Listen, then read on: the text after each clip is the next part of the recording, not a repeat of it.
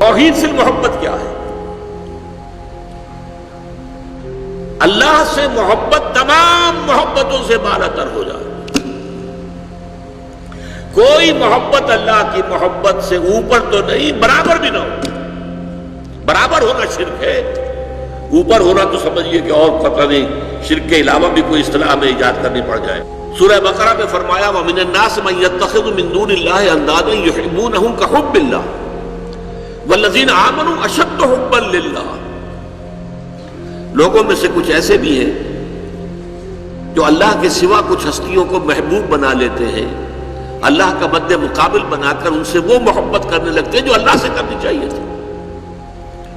والذین آمنوا اشد حبا للہ، اور جو واقعتاً اہل ایمان ہیں وہ شدید ترین محبت کرتے ہیں اللہ کے ساتھ. تو قرآن یہ نہیں کہتا کہ آپ والدین سے محبت نہ کریں، کرو، لیکن والدین کی محبت اللہ کی محبت کے برابر نہ ہو جائے، اس سے بڑھ نہ جائے. اولاد سے محبت کرو، اولاد کی محبت اللہ کی محبت سے بڑھ نہ جائے. دیکھیے یہ محبتوں کا امتحان ابراہیم سے اللہ نے کیسے کیسے لیا تھا. وَإِذِ ابْتَلَىٰ إِبْرَاهِيمَ رَبُّهُ بِكَلِمَاتٍ فَأَتَمَّهُنَّ قَالَ إِنِّي جَاعِلُكَ لِلنَّاسِ إِمَامًا. کیسے کیسے امتحانوں میں سے پاس ہونے کے بعد پھر وہ مرحلہ آیا کہ اللہ نے فرمایا ابراہیم میں تمہیں تمام نوع انسانی کا امام بناتا ہوں. والدین کو چھوڑا اللہ کے لیے، گھر بار چھوڑا اللہ کے لیے، بادشاہ کے دربار میں آنکھوں میں آنکھیں ڈال کر مناظرہ کیا کہ نہیں کیا؟ بادشاہ جو ہے وہ مرعوب نہیں کر سکا.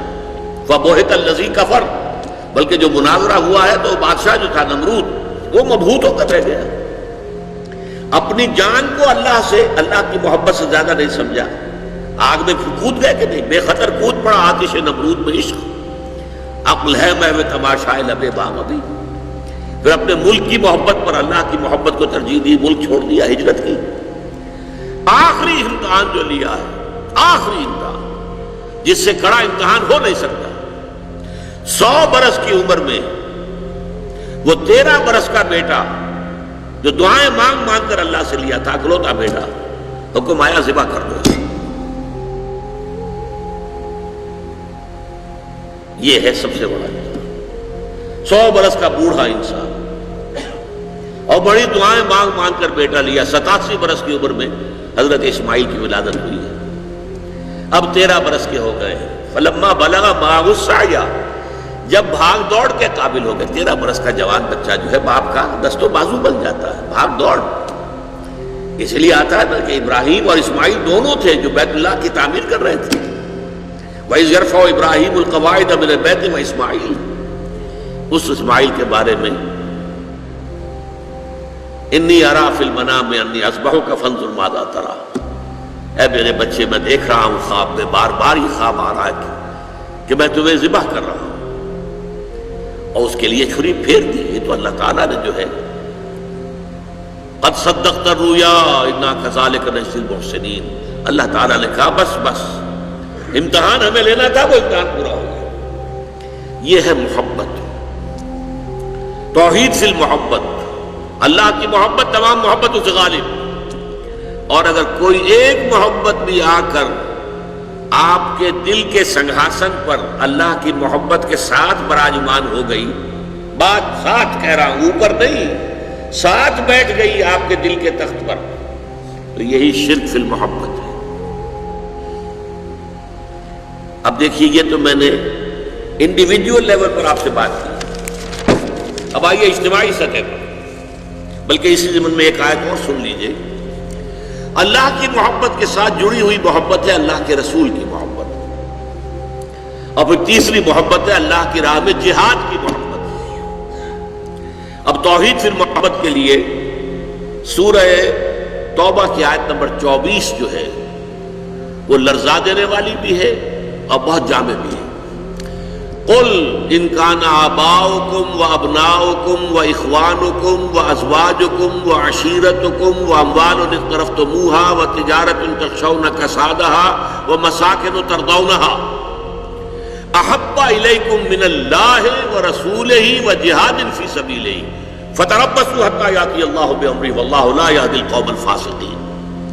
اے نبی ان سے کہہ دیجئے لوگوں دیکھو، اگر تمہیں اپنے باپ، اپنے بیٹے، اپنے بھائی، اپنی زوج، مرد کے لیے بیوی، بیوی کے لیے شوہر زوج ہے، اور اپنے رشتہ دار اور وہ مال جو تم نے بڑی محنت سے کما کر جمع کیے ہیں، اور وہ کاروبار جن کی کساد بازاری کا تمہیں ڈر رہتا ہے، اور وہ محل، وہ حویلیاں، وہ مکانات جو تم نے بنائے ہیں تمہیں بہت محبوب ہیں، اگر ان 8 چیزوں کی محبت زیادہ ہو گئی تمہارے دل میں، اللہ کی محبت سے، اس کے رسول کی محبت سے، اور اس کی راہ میں جہاد کی محبت سے، تو جاؤ دفع ہو جاؤ، انتظار کرو یہاں تک کہ اللہ اپنا فیصلہ سنا دے، اور اللہ ایسے ناہنجاروں کو ہدایت نہیں دیتا۔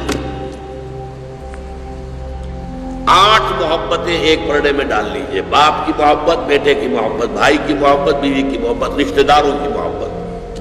5 مال کی 3 شکلیں، جائیداد، کاروبار اور کوئی نقد، 3 یہ شکلیں، 3 جمع 5 8، اور 3 محبتیں دوسرے پلڑے میں ڈالی، اللہ کی محبت، رسول کی محبت اور جہاد کی محبت۔ اب اگر یہ پلڑا بھاری ہے 8 والا تو جاؤ دفع ہو جاؤ، تمہارا اللہ سے کیا سروکار؟ اللہ ایسے ناہنجاروں کو ہدایت نہیں دیتا۔ سب سے پہلے یہ طے کر لو کہ ان 3 محبتوں کا پلڑا نیچے ہونا چاہیے، بھاری ہونا چاہیے ان 8 کے مقابلے میں۔ یہ ہے توحید فی المحبت اور یہ ہے شرک فی المحبت۔ لیکن اب اس کو لائیے ذرا اونچے سطح پر، وہ جو میں نے کہا انسانی معاشرہ، ریاست، اس ریاست کے لیے، معاشرے کے لیے بھی کوئی ایسی شے موجود ہونی چاہیے کہ جو اس میں رہنے والے یا اس میں شامل سب لوگوں کی محبوب شے بن جائے۔ یہ کامن محبت انہیں جوڑے گی، ان کے اندر اتحاد پیدا کرے گی۔ مثلا وطن کی محبت، وطن کی جے جے ہند، وطن کی عظمت کے گن گاؤ۔ قوم کی محبت، وطن پرستی، قوم پرستی، کوئی نظریہ پرستی، یہ بہت سی پرستشیں ہیں جن سے کہ لوگ پھر جڑے رہتے ہیں۔ نسل پرستی، لسان پرستی، زبان پرستی، یا آج کل جو آپ کو کہتے ہیں کہ یہ لسانی عصبیتیں اور یہ نسلی عصبیتیں، یہ بلوچ نیشنلزم، یہ پختون نیشنلزم، یہ سرائکی نیشنلزم، یہ ایک اردو والا نیشنلزم، 5ویں قومیت نکلی تھی ہمارے ہاں، یہ سب کچھ کیا ہے؟ یہ جمعیت کے لیے، لوگوں کو جوڑنے کے لیے، شیرازہ بندی کے لیے، انہیں متحد رکھنے کے لیے کوئی نہ کوئی شے محبوب ہو جانی چاہیے۔ اس اعتبار سے اس دور کا سب سے بڑا شرک وطن پرستی ہے۔ لیکن پھر دیکھیے، میں بات آپ سے عرض کر رہا ہوں، علماء کرام اس کو نہیں پہچان پائے، اس کو پہچانا ہے تو علامہ اقبال نے پہچانا ہے۔ اس دور میں اور ہے، جام اور ہے، جم اور، ساقی نے بنا کی روش لطف و ستم اور، تہذیب کے آزر نے ترشوائے صنم اور، مسلم نے بھی تعمیر کیا اپنا حرم اور، ان تازہ خداؤں میں بڑا سب سے وطن ہے، جو پیرہن اس کا ہے وہ مذہب کا کفن ہے۔